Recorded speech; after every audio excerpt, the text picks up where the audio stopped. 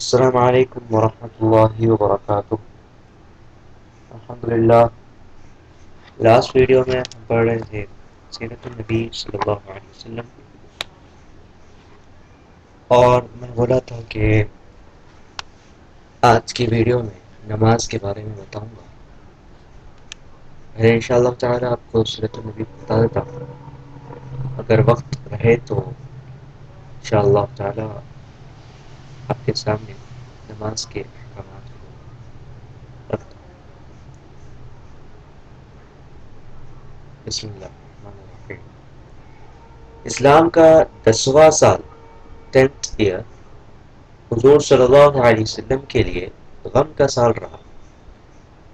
اس سال آپ صلی اللہ علیہ وسلم کے چچا ابو طالب کا انتقال ہو گیا، اور پھر کچھ دن بعد ام المؤمنین بی بی خدیجہ رضی اللہ تعالی عنہ کا بھی انتقال ہو گیا۔ حضور صلی اللہ علیہ وسلم ان دونوں کے انتقال سے بہت غمگین ہوئے۔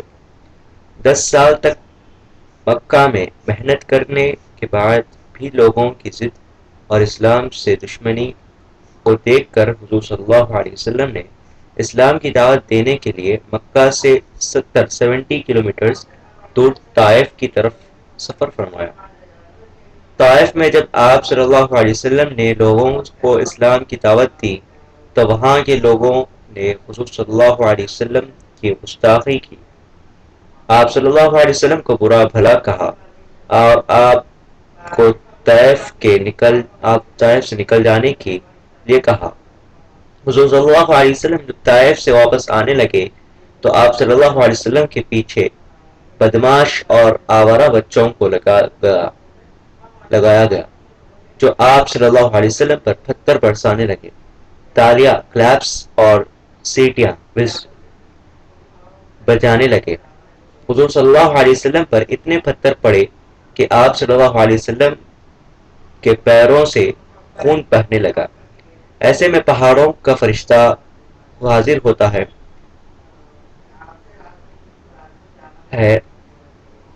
ہو کر عرض کرتا ہے، یا رسول اللہ صلی اللہ علیہ وسلم، آپ حکم فرمائے تو میں پہاڑوں کو اٹھا کر ان پر ڈال دوں۔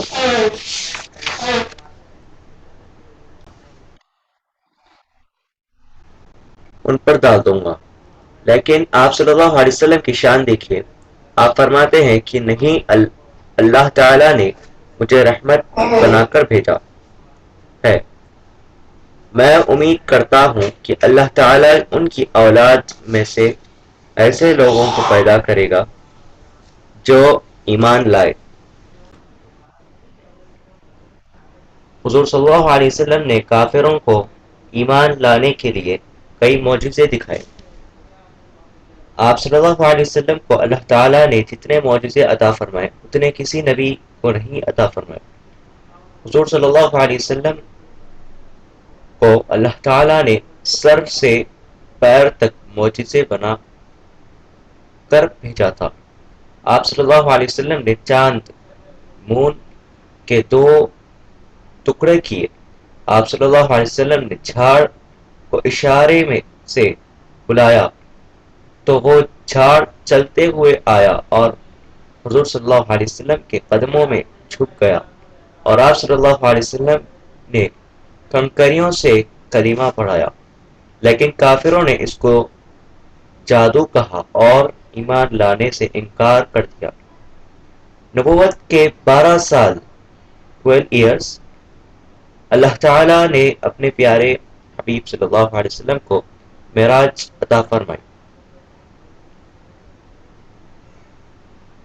27 رجب یعنی 27 رجب کی رات کو اللہ تعالیٰ نے حضور صلی اللہ علیہ وسلم کو کعبۃ اللہ سے مسجد اقصی کا سفر کرایا۔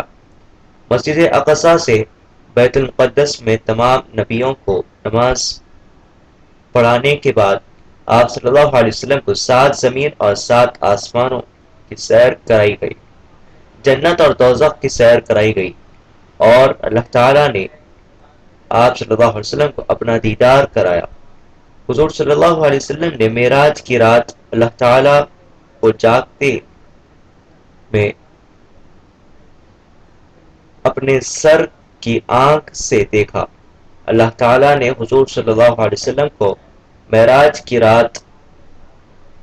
رات میں نمازوں کا تحفہ دیا۔ معراج کا سفر رات کے کچھ حصے میں ہوا۔ اسلام جب تیزی سے پھیلنے لگا تو مکہ کے کافروں نے حضور صلی اللہ علیہ وسلم کو قتل کر دینے کا ارادہ کیا۔ اللہ تعالیٰ نے اپنے حبیب صلی اللہ علیہ وسلم کو کافروں کا یہ ارادہ بتا دیا۔ آپ صلی اللہ علیہ وسلم نے اللہ تعالیٰ کے حکم سے مدینہ منورہ ہجرت فرمائی۔ مکہ سے مدینہ منورہ ہجرت کرتے وقت آپ صلی اللہ علیہ وسلم کے ساتھ حضرت ابو بکر صدیق رضی اللہ تعالیٰ عنہ بھی تھے۔ مدینہ جاتے وقت راستے میں حضور صلی اللہ علیہ وسلم نے ایک گھر میں رکنے کا ارادہ فرمایا۔ اس گھر میں آرام کرتے وقت ایک سانپ نے حضرت ابو بکر صدیق رضی اللہ تعالیٰ عنہ کو کاٹ لیا۔ جب حضور صلی اللہ علیہ وسلم کو معلوم ہوا تو آپ صلی اللہ علیہ وسلم نے اپنا تھوک مبارک حضرت ابو بکر صدیق رضی اللہ تعالیٰ عنہ کے زخم پر لگایا، جس کی وجہ سے درد بھی کم ہو گیا اور زہر کا اثر بھی نہیں ہوا۔ جب حضور پاک صلی اللہ علیہ وسلم مدینہ منورہ پہنچے تو تمام مدینے والے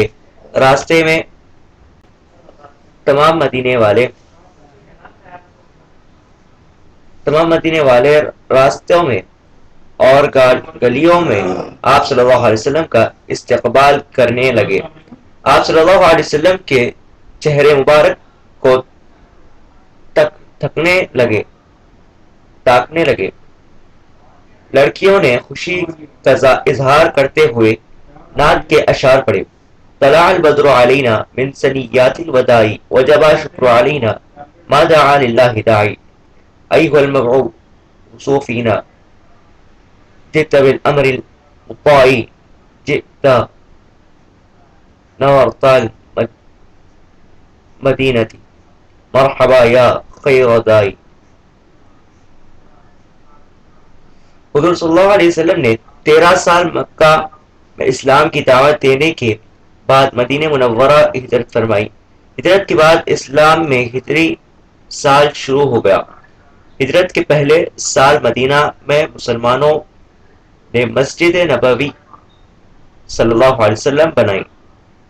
ہجرت کے دوسرے سال اللہ تعالیٰ نے مسلمانوں پر روزہ اور زکوٰۃ فرض کیا، عیدین کی نماز اور صدقہ فطر کا حکم دیا، درود شریف کا حکم دیا، اور ہجرت کے دوسرے سال ہی کافروں نے حضور صلی اللہ علیہ وسلم سے جنگ کا ارادہ کیا۔ حضور صلی اللہ علیہ وسلم جنگ کے لیے بدر کے مقام پر پہنچے۔ اس وقت آپ صلی اللہ علیہ وسلم کے ساتھ صرف 313 صحابہ اور کفار 1000 سے زیادہ تھے۔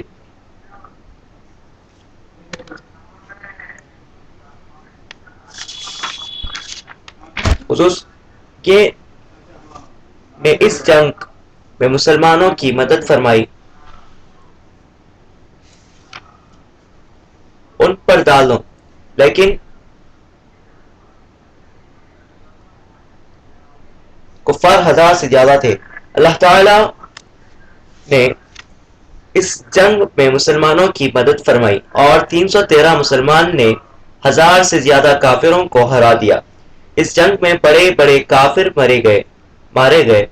یہ اسلام کی پہلی جنگ تھی اور اس جنگ میں مسلمانوں کی جیت ملی۔ اس جنگ کو جنگ بدر کہتے ہیں۔